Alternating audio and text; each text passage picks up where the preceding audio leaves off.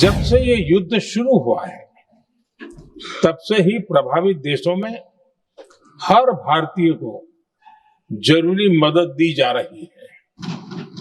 मैंने खुद पश्चिम एशिया के ज्यादातर देशों के राष्ट्राध्यक्षों के साथ 2 राउंड फोन पर बात की है। भारत में बड़ी मात्रा में कच्चा तेल, गैस और फर्टिलाइजर जैसी अनेक जरूरी चीजें हॉर्मुज स्ट्रेट के रास्ते से आती है।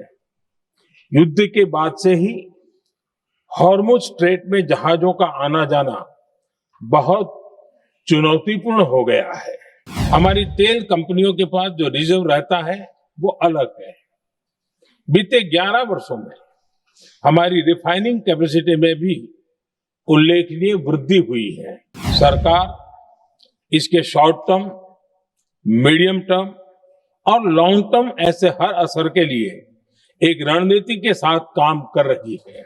दुनिया के बाजार में यूरिया की एक बोरी 3,000 रुपये तक पहुंच गई, लेकिन भारत के किसानों को वही बोरी 300 रुपये से भी कम कीमत पर उपलब्ध कराई गई। प्रभावित देशों में हमारे जितने भी मिशन हैं, वो निरंतर भारतीयों की मदद करने में जुटे हैं।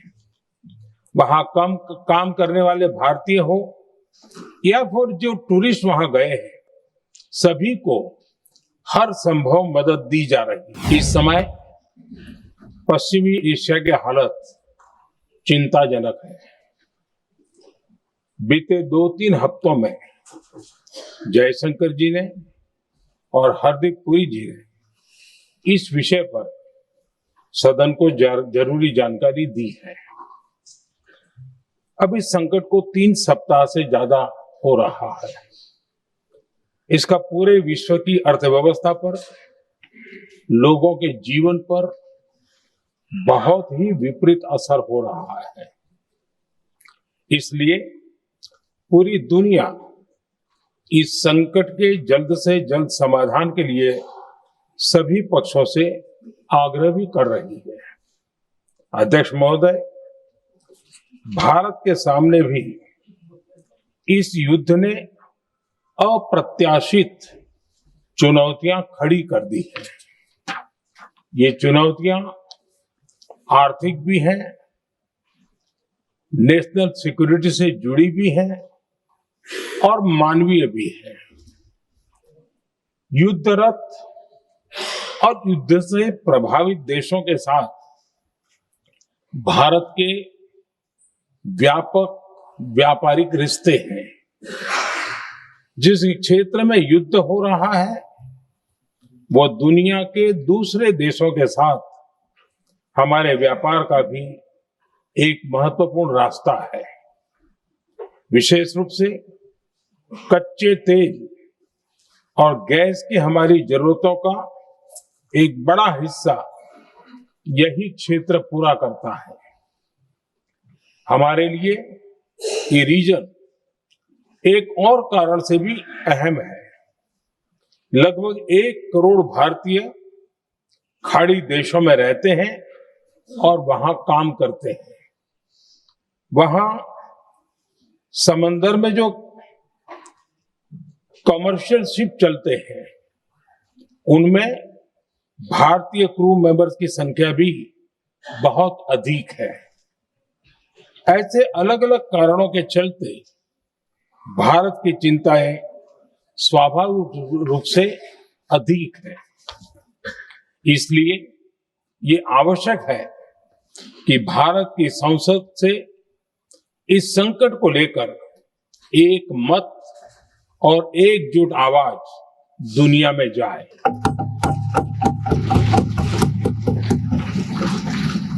अध्यक्ष जी, जब से ये युद्ध शुरू हुआ है तब से ही प्रभावित देशों में हर भारतीय को जरूरी मदद दी जा रही है। मैंने खुद पश्चिम एशिया के ज्यादातर देशों के राष्ट्राध्यक्षों के साथ 2 राउंड फोन पर बात की है। सभी ने भारतीयों की सुरक्षा का पूरा आश्वासन दिया है। दुर्भाग्य से इस दौरान कुछ लोगों की दुखद मृत्यु हुई है और कुछ घायल हुए हैं।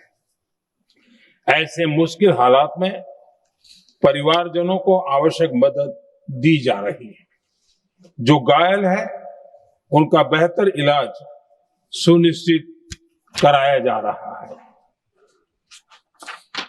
अध्यक्ष जी, प्रभावित देशों में हमारे जितने भी मिशन हैं, वो निरंतर भारतीयों की मदद करने में जुटे हैं। वहां काम करने वाले भारतीय हो या फिर जो टूरिस्ट वहां गए हैं, सभी को हर संभव मदद दी जा रही है। हमारे मिशन नियमित रूप से एडवाइजरी जारी कर रहे हैं। यहां भारत में और अन्य प्रभावित देशों में 24/7 कंट्रोल रूम और आपातकालीन हेल्पलाइन स्थापित की गई है। इनके माध्यम से सभी प्रभावितों को त्वरित जानकारी दी जा रही है। अध्यक्ष जी, संकट की स्थिति में देश विदेश में भारतीयों की सुरक्षा हमारी बहुत बड़ी प्राथमिकता रही है। युद्ध शुरू होने के बाद से लेकर अब तक 3,75,000 से अधिक भारतीय सुरक्षित भारत लौट चुके हैं। ईरान से ही अभी तक लगभग 1,000 भारतीय सुरक्षित वापस लौटे हैं। इनमें 700 से अधिक मेडिकल की पढ़ाई करने वाले युवा हैं। खाड़ी देशों में भारतीय स्कूलों में हजारों विद्यार्थी पढ़ते हैं। सीबीएसई ने ऐसे सभी भारतीय स्कूलों में होने वाली कक्षा 10वीं और 12वीं की निर्धारित परीक्षाओं को रद्द कर दिया है। इन बच्चों की पढ़ाई निर्बाध चलती रहे, इसके लिए सीबीएसई उचित कदम उठा रही है। यानी सरकार संवेदनशील भी है, सतर्क भी है और हर सहायता के लिए तत्पर भी है।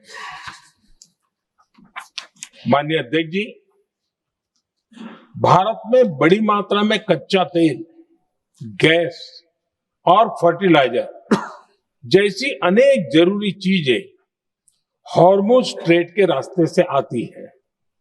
युद्ध के बाद से ही हॉर्मुज स्ट्रेट में जहाजों का आना जाना बहुत चुनौतीपूर्ण हो गया है। बावजूद इसके हमारी सरकार का ये प्रयास रहा है कि पेट्रोल, डीजल और गैस की सप्लाई बहुत ज्यादा प्रभावित न हो। देश के सामान्य परिवारों को परेशानी भी कम से कम हो, इस पर हमारा फोकस रहा है। हम सभी जानते हैं, देश अपनी जरूरत की 60% एलपीजी आयात करता है। इसकी सप्लाई में अनिश्चितता के कारण सरकार ने एलपीजी के डोमेस्टिक उपयोग को प्राथमिकता दी है। साथ ही एलपीजी के देश में ही उत्पादन को भी बढ़ाया जा रहा है। पेट्रोल, डीजल की सप्लाई पूरे देश में सुचारू रूप से होती रहे, इस पर भी लगातार काम किया गया है। अध्यक्ष जी, आज की इन परिस्थितियों में एनर्जी सिक्योरिटी को लेकर बीते एक दशक में उठाए गए कदम और भी प्रासंगिक हो गए हैं। भारत ने बीते 11 वर्षों में अपनी एनर्जी इंपोर्ट का डाइवर्सिफिकेशन किया है। पहले क्रूड ऑयल, एलएनजी, एलपीजी ऐसी एनर्जी जरूरतों के लिए 27 देशों से इंपोर्ट किया जाता था। वहीं आज भारत 41 देशों से एनर्जी इंपोर्ट करता है। अध्यक्ष जी, बीते दशक में भारत ने संकट के ऐसे ही समय के लिए कच्चे तेल के भंडारण को भी प्राथमिकता दी है। आज भारत के पास 53 लाख मीट्रिक टन से अधिक का स्ट्रेटेजिक पेट्रोलियम रिजर्व है और 65 लाख मीट्रिक टन से अधिक के रिजर्व की व्यवस्था पर देश काम कर रहा है।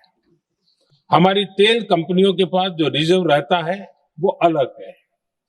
बीते 11 वर्षों में हमारी रिफाइनिंग कैपेसिटी में भी उल्लेखनीय वृद्धि हुई है।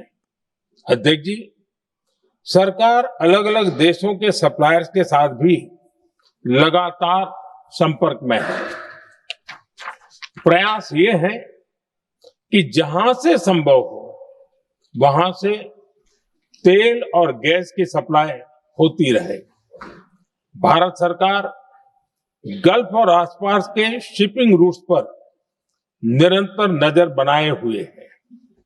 हमारा प्रयास है कि तेल हो, गैस हो, फर्टिलाइजर हो, ऐसे हर जरूरी सामान से जुड़े जहाज भारत तक सुरक्षित पहुंचे। हम अपने सभी वैश्विक सहयोगियों के साथ निरंतर संवाद कर रहे हैं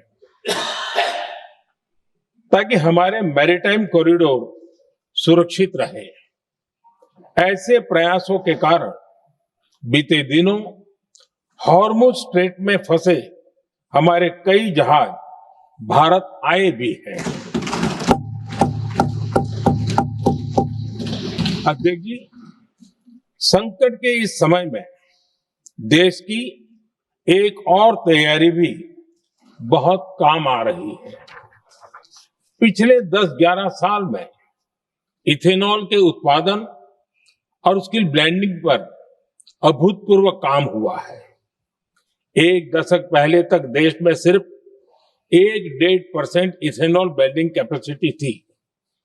आज हम पेट्रोल में 20% इथेनॉल ब्लेंडिंग के करीब पहुंच रहे हैं। इसके कारण प्रति वर्ष करीब 4.5 करोड़ बैरल कम ऑयल इंपोर्ट करना पड़ रहा है। ऐसे ही रेलवे के बिजलीकरण से भी बहुत बड़ा फायदा हो रहा है। अगर रेलवे का इतना बिजलीकरण न होता तो हर साल करीब 180 करोड़ लीटर डीजल अतिरिक्त लगता। ऐसे ही हमने मेट्रो का नेटवर्क बढ़ाया है। 2014 में जहां देश में मेट्रो नेटवर्क 250 किलोमीटर से भी कम था, आज ये बढ़कर करीब 1100 किलोमीटर हो गया है। हमने इलेक्ट्रिक मोबिलिटी पर बहुत अधिक बल दिया। केंद्र सरकार ने राज्यों को 15,000 इलेक्ट्रिक बसें चलाने के लिए दी है। आज जिस स्केल पर वैकल्पिक ईंधन पर काम हो रहा है, उससे भारत का भविष्य और सुरक्षित होगा।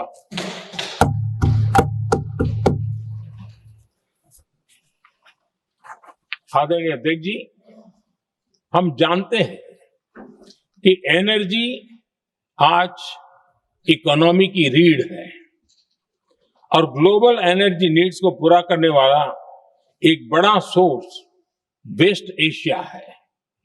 स्वाभाविक है कि दुनिया भर की अर्थव्यवस्था वर्तमान संकट से प्रभावित हो रही है और भारत पर इसका कम से कम दुष्प्रभाव हो, इसके लिए निरंतर प्रयास किए जा रहे हैं। सरकार इसके शॉर्ट टर्म, मीडियम टर्म और लॉन्ग टर्म ऐसे हर असर के लिए एक रणनीति के साथ काम कर रही है। आज भारत की इकोनॉमी के फंडामेंटल्स मजबूत है। इससे भी देश को बहुत मदद मिली है। हम हर सेक्टर के स्टेक होल्डर्स के साथ चर्चा कर रहे हैं। जहां भी जरूरत है उस सेक्टर को आवश्यक सपोर्ट दिया जा रहा है। भारत सरकार ने एक इंटर मिनिस्ट्रियल ग्रुप भी बनाया है। ये ग्रुप हर रोज मिलता है और हमारे इंपोर्ट एक्सपोर्ट में आने वाली हर दिक्कत का आकलन करता है और ये ग्रुप आवश्यक समाधान पर भी निरंतर काम करता है। मुझे पूरा भरोसा है कि सरकार और इंडस्ट्री के साझा प्रयासों से हम परिस्थितियों का बेहतर सामना कर पाएंगे। माननीय अध्यक्ष जी, एक बड़ा सवाल ये है कि युद्ध का खेती पर क्या प्रभाव होगा। देश के किसानों ने हमारे अन्न के भंडार भर रखे हैं, इसलिए भारत के पास पर्याप्त खाद्यान्न है। हमारा ये भी प्रयास है कि खरीफ सीजन की ठीक से बुआई हो सके। सरकार ने बीते सालों में आपात स्थिति से निपटने के लिए खाद की पर्याप्त व्यवस्था भी की है। अतीत में भी हमारी सरकार ने दुनिया के संकटों का बोझ किसानों पर नहीं पड़ने दिया था। कोरोना और उस समय के युद्धों के दौरान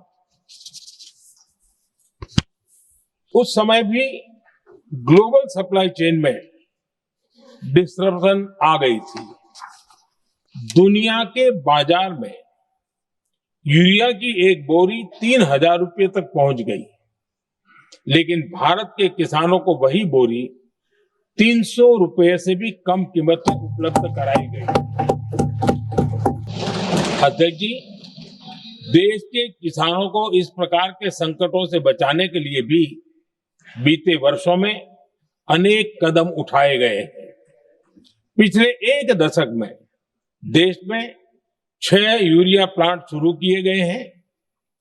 इससे सालाना 76 लाख मैट्रिक टन से अधिक की यूरिया प्रोडक्शन कैपेसिटी जुड़ी है। इस दौरान डीएपी और एनपीकेएस जैसी खाद का घरेलू उत्पादन भी करीब 50 लाख मैट्रिक टन बढ़ाया गया है। इतना ही नहीं, तेल और गैस की तरह खाद के आयात को भी डाइवर्सिफाई किया गया है। ऐसे ही डीएपी और एनपीके के आयात के लिए भी हमने अपने विकल्पों को विस्तार किया है। अध्यक्ष जी, सरकार ने देश के किसानों को made in India nano urea का विकल्प भी दिया है। सरकार किसानों को प्राकृतिक खेती के लिए भी प्रोत्साहित कर रही है। पीएम कुसुम योजना के तहत किसानों को 22 लाख से ज्यादा सोलर पंप दिए गए हैं। इससे भी डीजल पर उनकी निर्भरता कम हुई है। मैं सदन के माध्यम से देश के किसानों को विश्वास दिलाता हूं कि सरकार किसानों की हर संभव मदद करती रहेगी। आदरणीय अध्यक्ष जी, युद्ध का एक बहुत बड़ा चैलेंज ये भी है कि भारत में गर्मी का मौसम शुरू हो रहा है। आने वाले समय में बढ़ती गर्मी के साथ बिजली की डिमांड बढ़ती जाएगी। फिलहाल देश के सभी पावर प्लांट्स के पर्याप्त कोल स्टॉक उपलब्ध है। भारत ने लगातार दूसरे साल 100 करोड़ टन कोयला उत्पादन करने का रिकॉर्ड बनाया है।